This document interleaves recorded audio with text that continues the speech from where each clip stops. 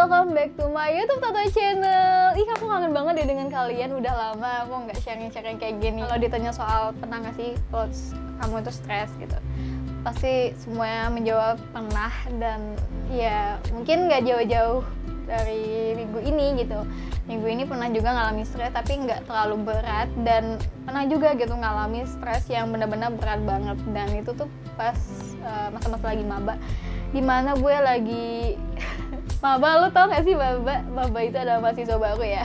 Bisa ada sebutan merek gitu, maba. Jadi tuh pada saat itu dimana gue ngidap suatu penyakit, dan ya itu kambuh gitu. Selama gue masa-masa menjadi maba itu tuh saling kambuh, dimana gue juga mendapatkan tekanan baik dari luar dan dalam, dan gue juga memiliki tugas yang cukup banyak, tanggung jawab yang cukup berat, ditambah dengan krisis ekonomi, dan gue benar-benar harus bisa ngelewatin itu semua gitu. So ya gue pernah sih itu sikap dimana gue nggak ikut kuliah dulu, karena gue ikut kuliah sedangkan pikiran gue tuh nggak jelas mau kemana gitu. Sedangkan ditambah dengan penyakit gue, dan ya penyakit gue salah satu ini dimana gue nggak boleh banyak pikiran gitu, dan ya mau nggak mau gue lebih baik untuk istirahat dan lain-lain. Alhamdulillah juga efektif untuk besokan harinya gue bisa ceria lagi. Jadi ya gue ngalamin hal yang seperti itu, dan menurut gue tuh lumayan cukup berat buat diri gue sendiri. Tapi dari situ gue alhamdulillahnya udah terbiasa dengan hal-hal seperti itu, dan gue merasa karena gue sudah berpengalaman dengan hal seperti itu, ya gue udah punya antisipasinya loh gitu, dan gue udah merasa kuat dalam menjalani hal seperti itu gitu. Jadi ya udahlah gitu. Jika Anda seperti kebanyakan orang, Anda mungkin merasa bahwa teknik menghilangkan rasa stres tentu tidak berhasil untuk Anda gitu. Sama seperti gue, ketika gue melakukan sesuatu, kenapa sih kayak muncul terus sih rasa stres itu gitu, dan nggak menghilang gitu. Jadi gue harus ngambil keputusan dimana gue ngambil suatu jatah untuk kuliah, dan ya alhamdulillahnya itu efektif untuk gue mengatasinya gitu. Sementara ketika gue lihat-lihat untuk orang-orang tuh kenapa sih dengan hal seperti itu mereka berhasil gitu. Ada alasan mengapa penghilang mereda rasa stres ini gitu, yang sama dapat bekerja secara berbeda untuk berbagai orang penderita stres. Seringkali teknik yang tampaknya tidak berhasil untuk teman kita gitu justru malah berhasil untuk kita, atau bisa jadi dua-duanya tidak berhasil. Maka hal ini tergantung oleh kepribadian dan situasi lingkungan Anda saat ini. Misalnya ya, kita ambil contoh yaitu latihan pernafasan. Latihan itu kan secara efektif gitu ya, dapat meredakan rasa stres yang kita alami gitu. Tapi mungkin bukan teknik yang cukup ampuh untuk menjadi satu-satunya strategi penanggulangan gitu, atau meredakan bagi seseorang yang mengalami stres terhadap pekerjaan, tugas mahasiswa yang cukup berat, diputusi oleh pacar, atau jenis stres kronis lainnya. Ada begitu banyak cara untuk menghilangkan rasa stres, sehingga terkadang kita menemukan teknik yang tepat untuk kepribadian kita dan situasi yang mungkin saja tampak membebani Anda karena stres itu sendiri. Bagaimanapun, menemukan pereda rasa stres itu yang cocok untuk Anda bisa sangat bermanfaat, dan hal ini membantu Anda dalam pengerjaan job desk secara optimal, tidak tergesa-gesa, tidak terlalu banyak pikiran, dan lain sebagainya. Kali ini Tata akan memberi tahu tentang gimana sih, apa aja sih stres yang kalian alami, dan bagaimana cara penanggulangannya supaya itu bisa bekerja lebih baik. Yang pertama, stres akut. Stres akut adalah jenis stres yang membuat Anda kehilangan keseimbangan dalam waktu sesaat. Ini adalah jenis stres yang datangnya dengan cepat, seringkali tidak terduga-duga, dan tidak berlangsung lama, tetapi membutuhkan respon dan sedikit mengguncang Anda gitu. Jadi kayak gue ketika gue ngalamin itu kayak seakan-akan tiba-tiba rasa gue itu kayak oh my wow gitu, kayak tiba-tiba gue ngerasa down sendiri sih gitu. Seperti contohnya itu tuh seperti kayak gue lagi bertengkar dengan kerabat terdekat gue, misalkan teman, sahabat gitu, mungkin ibu atau bapak, atau mungkin yang saat-saat ini kan kebetulan sekarang ini kan sedang masa-masanya ujian ya gitu. Ternyata gue nggak bisa nih menjawab soal ujian, dan ternyata minggu berikutnya gue mendapatkan nilai yang kecil gitu. Oh my wow, ini yang dinamakan dengan stres akut, dimana rasa itu tuh tiba-tiba datang dan tiba-tiba menghilang gitu. Respon stres tubuh Anda dipicu oleh rasa stres akut, tetapi Anda dapat meredakan rasa stres ini dengan teknik relaksasi yang tepat. Lalu kembali lagi ke hari berikutnya, dan perasaan itu tidak terlalu stres ketika Anda mengalami hal yang sama gitu.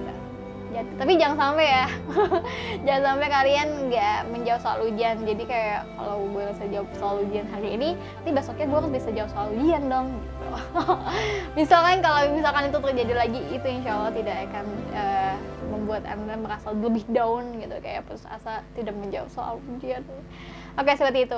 Nah, berada stres ini dapat membantu Anda untuk rileks dan lebih cepat pulih dari stres akut. Yang harus kalian lakukan adalah yang pertama, latihan pernapasan. Oke, latihan pernapasan itu seperti ini. Jadi, posisi tubuh kalian tuh harus nyaman, senyaman-nyaman mungkin. Setelah itu, kalian ambil napas. Setelah itu, buang. Lakukan seperti itu hingga kalian merasakan ada sesuatu yang nyaman. Oh my wow, nyaman. Oke, yang kedua adalah pembingkaian kognitif. Jadi belajar mengubah cara pandang Anda untuk mengelola tingkat stres yang Anda saat ini alami. Jadi kalian tuh harus memandang segala sesuatu dengan baik. Jadi nggak selalu negatif thinking. Positive thinking dulu aja. Ketiga adalah relaksasi otot. Ini sih dilakukan seperti yang di teknik awal tadi. Karena kenapa ya, ini tuh supaya kalian tuh lebih meredakan emosi kalian sendiri. Dan ketika sudah merasakan hal yang nyaman gitu, kalian lebih baik untuk gabung ke teman-teman kalian gitu, ke sahabat-sahabat kalian. Jadi kayak kalian tuh have fun di sana. Jadi supaya kalian tuh lupa dengan hal-hal yang seperti tadi itu gitu.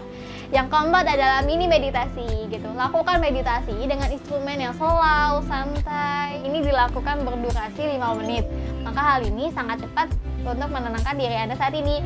Jadi untuk dengerin lagunya itu jangan sampai lagunya melau, galau. Oh my wow, kalau itu aku langsung sedih banget telinga sih.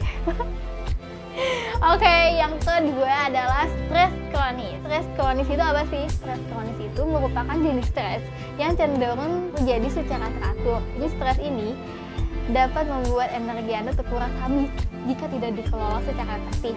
Maka akan mengakibatkan kelelahan dan hilangnya rasa motivasi. Stres kronis ini dapat menyebabkan sejumlah masalah kesehatan, termasuk penyakit kardiovaskular, kecemasan, depresi, dan berbagai kondisi lainnya yang intinya sih lebih ke negatif gitu, berdampak buruk. Inilah mengapa pentingnya untuk mengelola stres kronis secara efektif. Berikut cara menghilangkan rasa stres kronis ini. Oke, yang pertama adalah latihan secara teratur. Jadi latihannya ini bisa sih untuk latihan seperti latihan pernafasan, atau mungkin kalian bisa melakukan beberapa olahraga seperti jogging, bersepeda, dan lain sebagainya di pagi hari ya gitu, jangan ke tempat panas. Karena itu akan membuat kalian mungkin agak lebih membara kali ya. Oke, yang kedua adalah pola makan yang baik dan sehat. Jadi usahakan jangan sampai pas kalian lagi stres, kalian tuh makan makanan tidak baik gitu, seperti cemil-cemilan atau mungkin goreng-gorengan hingga kalian akhirnya ya menambah berat badannya gitu. Oke, yang ketiga adalah kembangkan hubungan dengan teman-teman kalian, tuh sahabat-sahabat kalian. Jadi di mana hubungan ini gitu, supaya kalian tuh lebih kayak have fun, kalian lebih kayak menghabiskan waktu bersama, dan ketika ada sesuatu yang mungkin kalian ingin ceritakan kepada orang yang ingin kalian percayai, ya tidak masalah untuk menceritakannya gitu. Jadi jangan sampai stres kalian atau unek-unek kalian tuh kalian keluarkan di media sosial, karena itu mungkin akan menjadi bumerang kalian sendiri sih gitu. Yang keempat adalah meditasi secara teratur. Oke, untuk meditasi ini mungkin kalian bisa melakukan secara teratur. Kapan sih baiknya gitu? Baiknya dilakukan sebelum tidur. Yang kelima adalah mendengarkan musik. Di sini sih opsional aja sih untuk mendengarkan musiknya, mau slow, mau santai, mau yang lagu kesukaan kalian. Tapi intinya sih jangan sampai musik-musik yang kalian dengar itu adalah musik-musik yang kalau bisa dibilang sedih, galau. Oh my wow, jangan sampai ya. Ketiga, selanjutnya adalah stres emosional. Jadi rasa sakit akibat stres emosional bisa menghantam lebih keras daripada beberapa jenis stres lainnya. Misalnya, stres yang berasal dari konflik hubungan antar tim kerja gitu, atau mungkin antar teman gitu, membawa reaksi fisik lebih besar gitu. Dan rasa tertekan yang lebih kuat daripada stres yang berasal dari kesibukan kerja, tugas, dan lain sebagainya. Oleh karena itu, pentingnya untuk mengelola stres emosional secara efektif. Strategi yang membantu Anda memproses, menyebarkan, dan membangun ketahanan terhadap stres emosional semuanya dapat bekerja dengan baik. Dan pendekatan yang berbeda dapat berhasil dalam situasi yang berbeda. Berikut beberapa cara untuk mengelola stres emosional. Yang pertama adalah menulis di buku diary, atau mungkin mencurahkan isi hati curahan kalian itu di dalam kondisi misalkan kalian sedang sendiri gitu ya. Jadi kalian bisa menulis sebuah unek-unek kalian, mungkin bisa di buku diary atau mungkin bisa di notepad, mana itu bisa tersimpan atau terjaga privasi kalian sendiri. Yang kedua adalah bicara dengan teman sebaya yang bisa dipercayai. Yang ketiga adalah mendengarkan musik. Yang keempat adalah bicara dengan terapis. Oke, lanjut. Stres apa sih yang terakhir ini? Ini adalah stress burnout. Betul itu nggak sih ngomongnya? Oke, lanjut. Stres ini adalah kelelahan yang berkepanjangan yang membuat seseorang merasa kurang kendali dalam mengelola atau memanajemen dalam soal hidup ia sendiri yang dialami gitu. Kondisi pekerjaan tentu dapat menciptakan resiko kelelahan yang lebih besar, termasuk tidak hanya tuntutan yang tinggi, tetapi juga ekspektasi yang tidak jelas, kurangnya pengakuan atau pencapaian, gitu, penghargaan, dan risiko tingkat tinggi dan konsekuensi negatif ketika kesalahan yang dia buat sendiri. Begitu Anda capai keadaan kelelahan, sulit untuk mempertahankan motivasi untuk bekerja dan mencapai apa yang perlu Anda capai gitu. Dan Anda bisa merasa kelelahan secara kronis. Selain strategi yang berhasil dengan baik untuk stres kronis adalah stres emosional. Strategi berikut dapat membantu Anda kembali dari kondisi kelelahan dan mencegah sepenuhnya.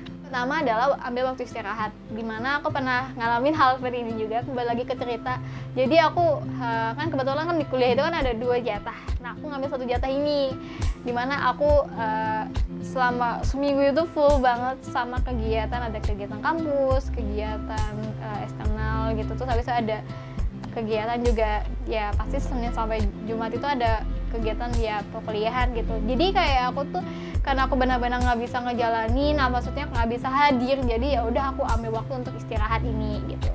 Dan istirahat ini bukan berarti untuk tidur terus habis itu main handphone gitu, enggak, benar-benar yang memang menenangkan diri aku sendiri gitu. Jadi kayak waktu untuk merenung ada gitu, jadi waktu untuk mengevaluasi diri untuk kedepannya tuh ya ada sih gitu.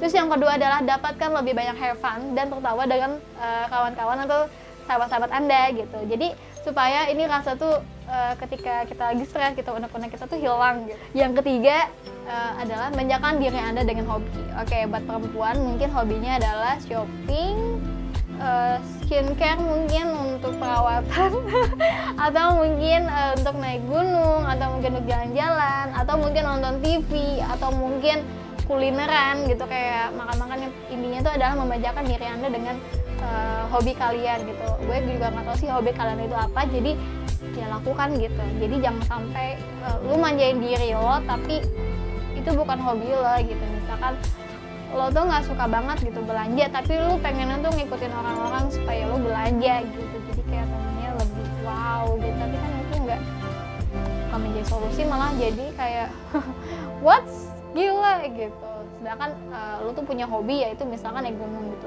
lebih baik lu milih seperti itu deh hobinya gitu, yang benar-benar hobi dari asalnya diri lo sendiri gitu. Jadi jangan ikut-ikutan ya. Kalau hobi gue sih ya gue nonton TV, makan, udah. Ya itu buat cara manjain diri gue ya. Keempat adalah lebih banyak kesenangan dari pekerjaan atau aktivitas yang Anda lakukan saat ini. Jadi ketika Anda melakukan sesuatu tuh buatlah pekerjaan ini menjadikan suatu hobi gitu. Kembali lagi ke hobi, kan hobi itu benar-benar ketika kita melakukan sesuatu itu tuh benar-benar have fun-nya ada, benefitnya juga ada gitu. Ya nggak sih gitu. Terus yang terakhir adalah jadikan akhir pekan Anda berharga sehingga dapat mengurangi rasa stres dalam hidup Anda. Jadi jangan sampai seminggu ini lo benar-benar ngelakukan hal yang berat gitu, lo benar-benar nggak ada waktu buat diri lo sendiri gitu. Jangan sampai lo ngelakuin hal seperti itu, karena itu sama nyiksain diri lo sih gitu. Oke, jadi segitu aja ya dari sharing Tato Channel. Kira-kira stres kalian itu termasuk stres apa nih? Stres kronis, akut, atau emosional, atau burnout? Silahkan komentar di bawah ini, dan jangan lupa kasih like, komen di bawah ini udah aku tanyakan tadi, sama jangan lupa ya subscribe. Oke, subscribe ya, di subscribe. Oke, thank you banget buat kalian, dan terima kasih dari Toto Channel. See you.